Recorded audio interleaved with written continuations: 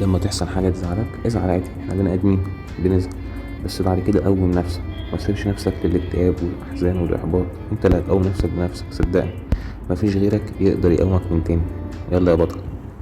شوف انت جاي منين وانا جاي منين، شوف انت رحت فين وانا رحت فين، شوف انت تبقى مين وانا ابقى